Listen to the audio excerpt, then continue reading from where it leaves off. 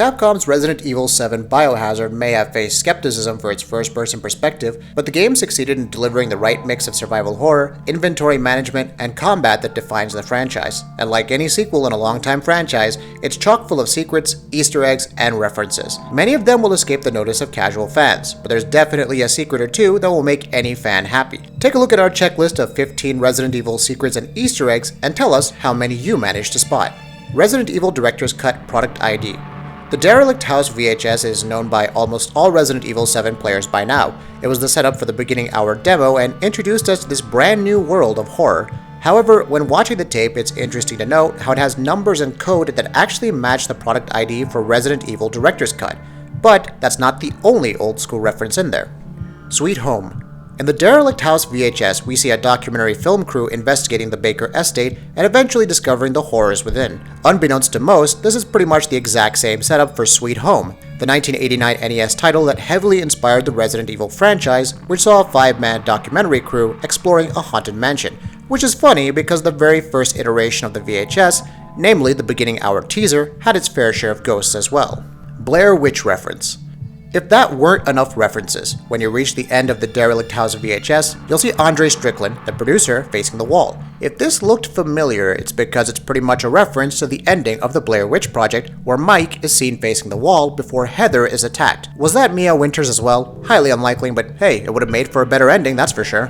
Arklay Mountains painting. If you wander around the Baker estate enough, and you will because this is a Resident Evil game, you'll eventually come across a painting of the Arklay Mountains. In the first Resident Evil, Spencer Mansion was located in the Arklay Mountains. It's not the only clever little Easter egg calling back to previous RE titles. Clive R. O'Brien's The Unveiled Abyss. Remember Clive R. O'Brien? If you haven't played Resident Evil Revelations, you probably won't care too much to see his book The Unveiled Abyss lying around. O'Brien was a main character from Revelations, and if his book's title is any indication, then he probably wrote an extended account of the events that went down. Too bad he didn't hang around for the sequel though. Alyssa Ashcroft. Resident Evil Outbreak is widely considered one of the more terrible Resident Evil games out there, but it's still part of the canon. Of the many newspapers spread throughout the Baker estate is one with Alyssa Ashcroft's name mentioned. Ashcroft was a reporter in Outbreak and even served as one of the playable characters, and thus she was never mentioned again. Albert Wesker.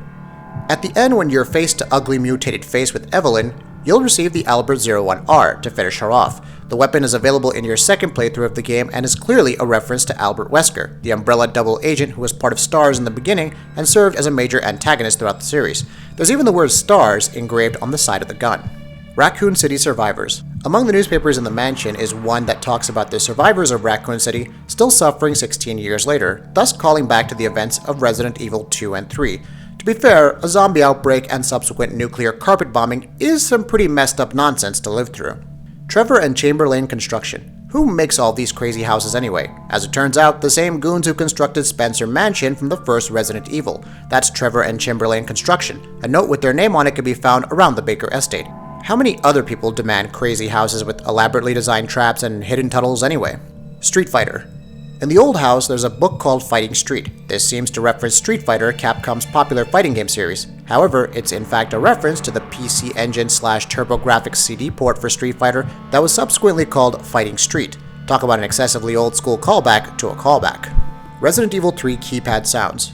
Whenever you enter the password for the birthday party keypad, the sound effects are the same as those heard in Resident Evil 3. Why would Capcom put something so obscure into Resident Evil 7? Probably to see if the hardcore faithful is paying attention, and since people discovered it, it pretty much worked. The Evil Dead opening.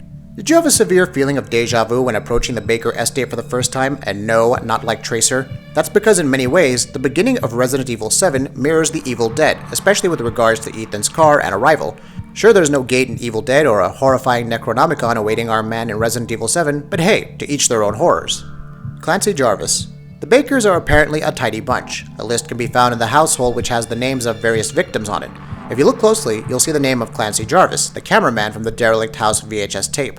Everyone else is marked dead or turned except Jarvis. Is he possibly alive? Unfortunately, no. He's the guy in the Happy Birthday VHS who was burnt alive. It's likely that Lucas Baker, the only member of the household not under Evelyn's mind control, forgot to update the list. 1408. In the Happy Birthday room, the number 1408 is more than just a code. It's the same number as Stephen King's short story 1408 and actually references one of the alternate endings. Jill's Sandwiches. Various environment and map file textures have Jill sandwiches written on them along with the number 555-1998. Jill sandwich is in reference to the infamous joke made by Barry Burton upon saving Jill Valentine from a trap in the original Resident Evil. 555 may not mean anything, but 1998 references the year in universe when the mansion incident, which the first Resident Evil revolves around, took place. That'll be it for this video. If you like what we're doing, please go ahead and subscribe, and we'll see you next time.